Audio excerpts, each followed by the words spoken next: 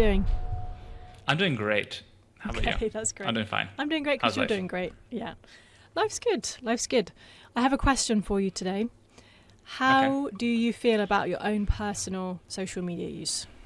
Yeah, I sometimes have a compulsive personality, which I'm sure comes as a surprise to no one who actually knows me. I'll go down some serious rabbit holes sometimes, and so I have a pretty strict phone control regime where I kind of like lock myself out of different social media apps after a couple minutes. So I've kind of gone near maximalist. Yeah, Why- and I think, yeah. And why do you do that? Like, why have you set that system up for yourself?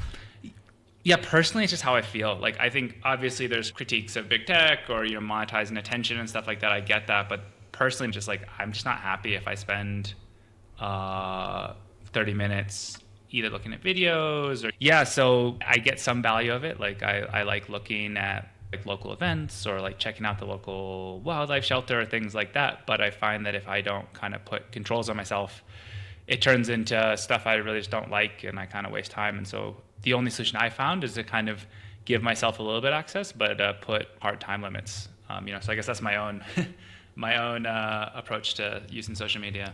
Well, as will be a surprise to no one, you're not the only person that struggles or has concerns about their own personal social media use. And we really wanted to bring an expert on to Ed Technical to help us understand what some of the latest evidence around social media use and particularly the relationship to teen mental health really says, as it's a really big public concern across lots of different countries at the moment.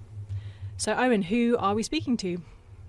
Yeah, we're talking to Dr. Candice Odgers, who's a researcher, been working in this space for a long time. And for those of you not too in the weeds, there's been this ongoing policy or kind of teen mental health psychology debate. And one side of the debate, the one that's really had a lot more momentum, is most notably led by Jonathan Haidt, who's kind of making a pretty strong claim that there's a causal relationship between the use of social media and serious teen mental health consequences. And that's leading to a lot of, legislations being passed. And I think that in the more kind of research community, this has been a long-standing debate, like really looking at the evidence and trying to disentangle what's maybe not a good use of kids' time versus causal attribution to serious mental health issues. And I think the more you look into it, the case is quite mixed if you're trying to make more kind of the stronger claim. And I think this matters for lots of reasons, but one of the reasons that we're going to talk a little bit to Candice about is that where we're now seeing governments and other institutions making significant policy decisions based on what they understand to be the evidence. And I think that's where things start to get really tricky when we're seeing policies being based on people's beliefs about this connection, and that might potentially actually miss the real kind of underlying drivers or causes of teen mental health, or draw attention away from those risk factors. Yeah, like the governor of New York literally said the science on this is settled a couple of months ago when announcing this law, and that's just not the case. Now, to be clear, like I might even be in support in some of these restrictions. I'm essentially doing it to myself.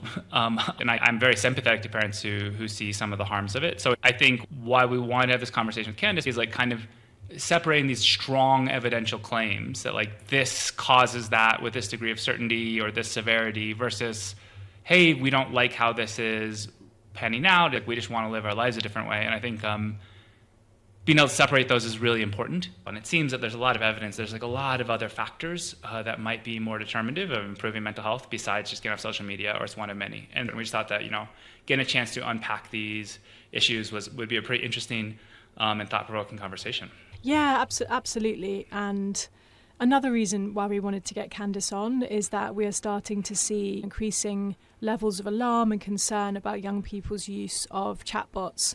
And there have been a couple of, really tragic cases in the news recently. And it's also clear that these are complicated relationships between young people and this very new technology. And I really hope that we are investing in the types of research that really helps us to understand these relationships so that we can best help and protect young people and guide them in how best to engage and make use of this technology. Because it's also potentially the case that young people, and particularly perhaps isolated young people or marginalised groups, can perhaps use chatbots for positive reasons as well. So I think research and thoughtful work in this space to understand those nuances can really help us make sure that we're not also shutting off benefits for students while at the same time protecting against some of the risks. Yeah, I think that's spot on. Yeah, like we said, it's a difficult topic, but we think it's really important, and hopefully you guys appreciate the conversation with Dr. Odgers. Should we get started, Libby? Let's do it. Awesome. Well, let's dive in. Candice, welcome to our technical. It's great to have you with us today. Great to be here. Thanks for having me. Awesome. And Candice, we're really excited to have you on as someone who's been doing a huge amount of work in looking at relationships between social media use and teen mental health, which is your core area of expertise. But before we dig in and start to unpack this really important big topic, perhaps we could just hear a little bit more about how you got to where you are today and what led you to the work you're doing today. So it's an interesting story. I ended up here by accident, in fact. So I've been studying adolescent mental health for over 20 years. And in about 2008, we were going into the field to try and get better capture adolescents' mental health symptoms through the day. So we gave them phones, or we had them use their own phones. Not too many kids, about 40% of kids had phones at that time. And we were just really, tired of this old way of assessing kids, paper and pencil at a desk. And we wanted to capture what was happening in their daily lives. And that was about the time that cell phones started to come into kids' hands. Parents had lots of questions, and we study the settings in which young people develop, and the digital spaces were quickly becoming that. And so we moved into that space, not as comms researchers, not as computer scientists, but as people who are really interested in adolescent mental health and using these as tools to better capture that relationship.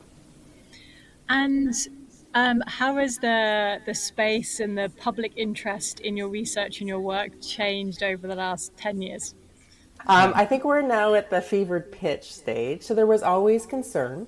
Back when we initially started, people were worried about hours on screens. Before that, it was video games. Before that, it was, rock and roll. And I don't want to be really flippant about it, but, there's been a lot of concerns by adults. So how about how young people spend their time? And young people are just early and eager adopters of new technologies. So that's followed us throughout kind of our studies. And over the last probably 2 years, it has just accelerated to the point across parent concern, educator concern, policymaker conversations.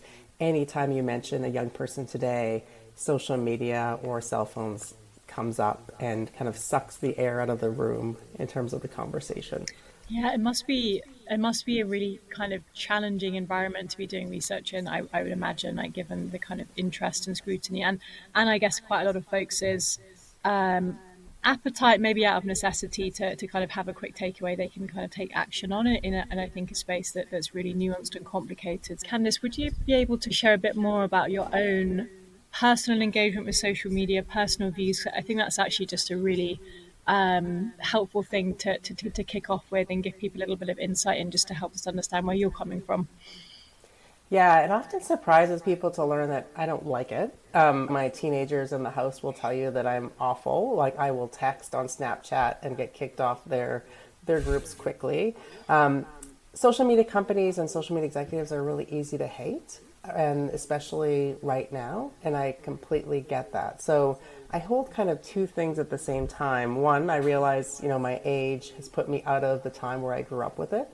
I don't enjoy it as much as the young people around me, and I don't particularly love everything that comes across it. At the same time, I'm really interested in adolescent mental health, and so the question for me is, what role does social media play, if any, in amplifying risk for them or providing them help when they need it? So I try and keep my sights focused on young people and what they need versus the phone and what I naturally kind of recoil from as an adult who's not very good at it and really is primed to dislike the people who build it. Past couple of years, there's been like a pretty active debate. That's like, I guess listeners will be most familiar with one of the Jonathan Haidt, who's like a researcher, but then also is primarily, I would say, a bit more of like an activist at this point than a researcher.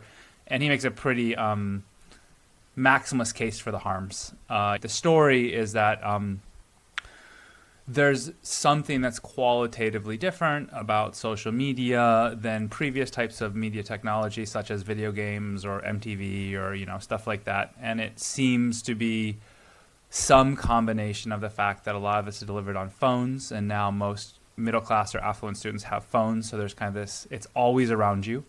That's one component that's different. A second component is that these kind of platforms are engineered to be very high engagement and bordering on addictive in a non-clinical way, but they're very you can go down the rabbit hole of TikTok or something for several hours in a way that's probably a little bit qualitatively different potentially. And that third, that there's kind of this social pressure. So if, especially for teens, they're particularly attuned to kind of their social prestige and their friendship groups. And so if all your friends are on this platform, it's very hard to opt out. And then that the people who are designing these things aren't being safety about, sharing nudes or bullying or really mean or hateful speech. And that, I guess in that argument, it's like the combination of these four is what makes this so bad for students or youth, and that kind of the main evidence that they claim is kind of showing trend lines over time. That we can get into this some more, but there's some studies trying to show direct causal relationships, but they don't really pan out. There's an uptick in reports of certain types of mental health issues. When is that? Oh, it's about the time when social media became ubiquitous, I guess, is the argument. And so before we dive into some ways in which you think that argument's missing or flawed, would you say that was a relatively fair characterization of one point of view on this topic? Yeah, so I think there's a lot of things that are wrong with the design of social media. And so just to be clear from the start, we put out a policy report about a year and a half ago arguing for all kinds of changes in terms of addictive design, in terms of content moderation, in terms of regulating big tech. And so it is true that big technology companies do not design with the best interest of children, or you and I, for that matter, right? Yeah. And there needs to be massive changes. The issue that I've went back and forth with John on is his very strong claim that social media